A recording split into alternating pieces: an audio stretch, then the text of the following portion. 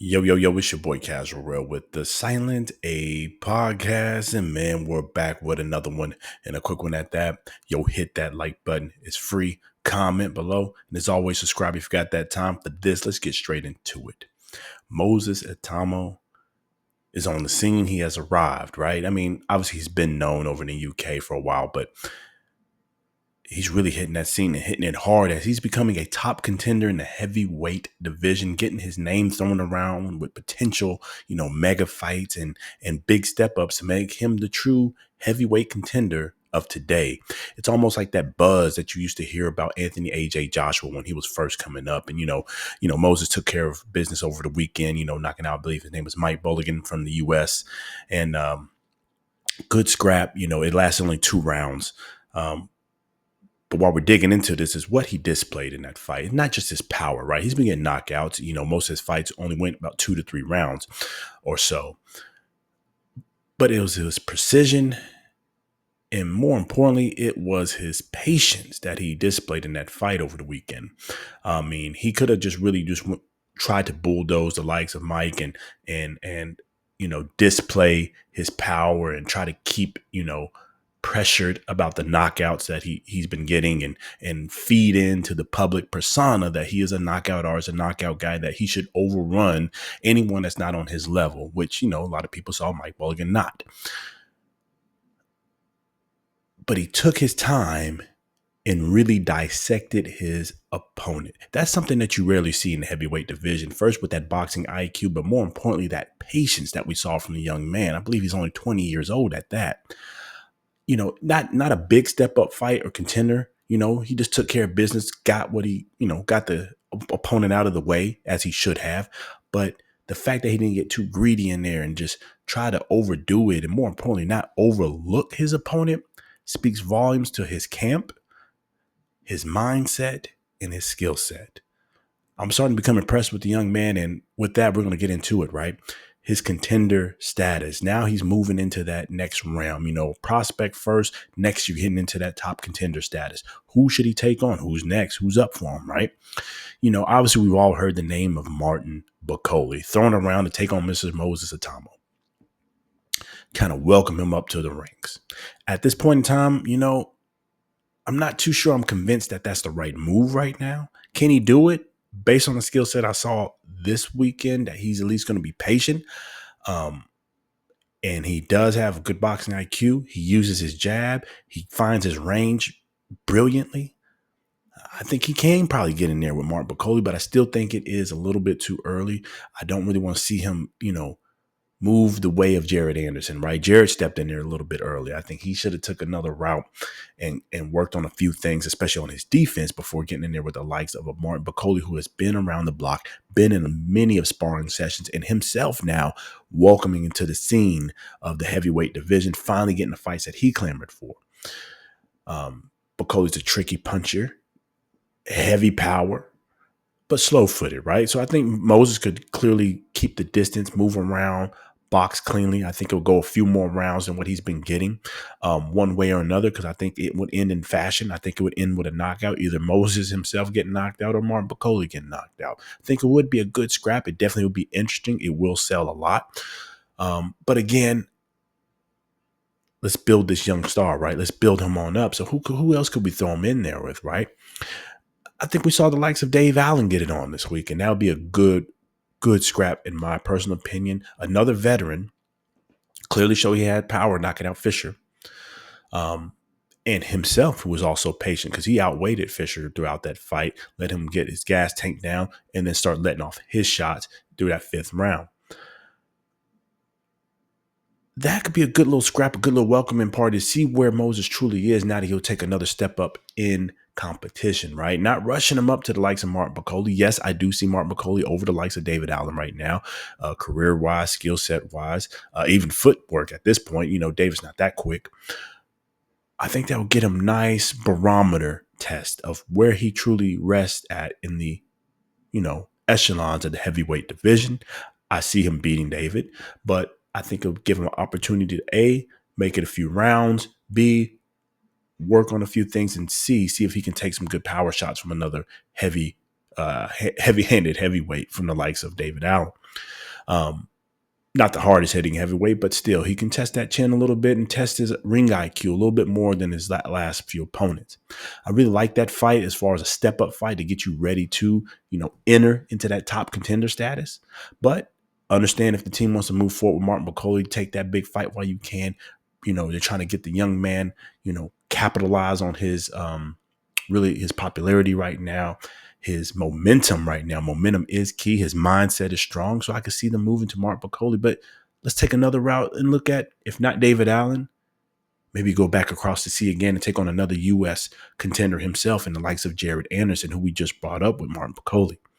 I think Jared might be a decent test as well. I see Moses beating Jared. Not easily, but I do see him beating Jared. And it'll be a good, again, another barometer test, right, for the likes. If you want to step in with Martin Bakole, that's a past opponent that he dismantled in over 4 to 5 rounds. Let's see if Jared Anderson's learned anything. He moves a little bit better than your past few opponents, has respectable power. You're roughly the same size. I believe Moses is just a little bit bigger, a little bit thicker, but it'll be another good skill set test between two up-and-coming contenders, right? Jared got set back with the Mark Bakole loss, but he came back with another victory. Didn't look as sharp as we wanted him to. However, he does have the speed test. I think he'll be one of the faster heavyweights that Moses could face. And one of the more athletic heavyweights that he could face. Someone that's going to move around a little bit, try to slip and slide and throw different punches at different angles. I think that would also be a good barometer test for the likes of Moses. Take that fight and then maybe step to the likes of Martin Bakole if, whatever Martin Bakole's next fight would be. I'm hoping it's the rematch between F.A. Ajagba and Martin Bakole. I think they need to run it back, set that stage, clear up all, the mess between that draw that they had and see who really has, the better pedigree between them two fighters and who really should have won that first fight. But let's go on to F.A. Ajagba for a second. Okay, let's say Jared Anderson isn't the right move. What about F.A.? Now, I already said, the likes of Martin Bakole might be too much of a reach, but I can definitely see them going that route. Funny enough, though, I actually see F.A. Ajagba a little bit closer in a fight for Moses Itauma. And here's the reason I say that. That second half of F.A. in that fight with Martin Bakole, if you watch how he moved around, that punching, the range and moving his feet, right? Something I never seen F.A. use, period. So shout out to them for implementing a new game plan. I think that would be an excellent test for Moses. See if you can catch the rangier fighter, the taller fighter, and definitely has respectable pop and power himself. F.A. can definitely keep you on your feet and keep you moving around. I would like to see if Moses can get around that good range of a power puncher like that, another athletic power puncher at that. I think that would also be a good welcoming test to see if he is truly ready to get in there with likes of Martin Bakole. I had Martin winning the first fight by a round or two, mainly due to his aggression, his power, and letting his hands go. I think he landed the cleaner, more effective shots. But F.A. boxed beautifully towards that second half of the fight. I just didn't think he did enough. I could see F.A. and Moses getting it on. Another welcoming fight, contender type fight. Definitely if he beats the likes of F.A. and dismantles him quick, then yeah, throw him in there with anybody in the top division, including maybe even Anthony A.J. Joshua at this point.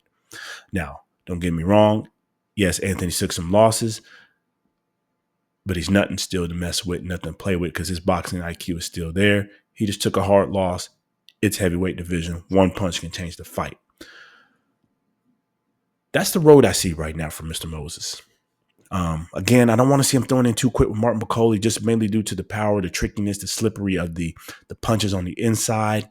However, I understand Bakole's slow. Moses could probably outbox him, move around, and maybe even stop him towards the later rounds.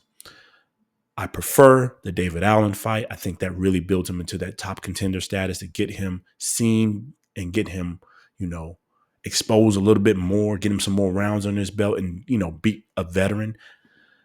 Obviously, Jared Anderson be a good fight, good, sexy fight, US, UK. Two young fighters, two young contenders, and see who really has that magic right now, who can carry the sport. And then obviously Efe Ajagba. And then there's one more honorable mention, right? If you really want to jump the ranks and really make the scene be known, outside of fighting Martin Bakole, you could really take on the likes of Filip Hrgovic, who's ranked pretty high right now in the rankings.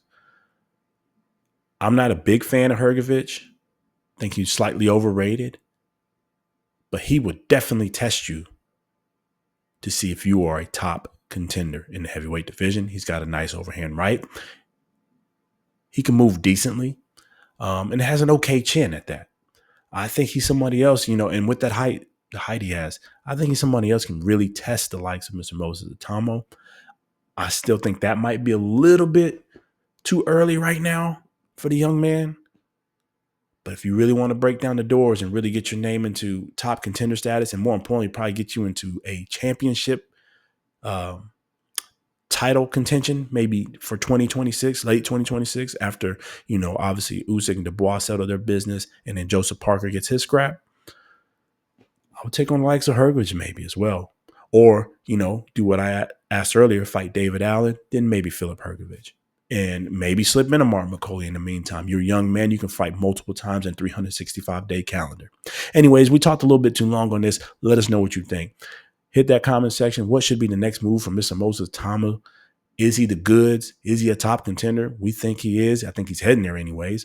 And he definitely has the mindset and the skill set and the focus. Hit that like button first. And as always, subscribe if you got the time. And we appreciate that love. Until the next time. Peace.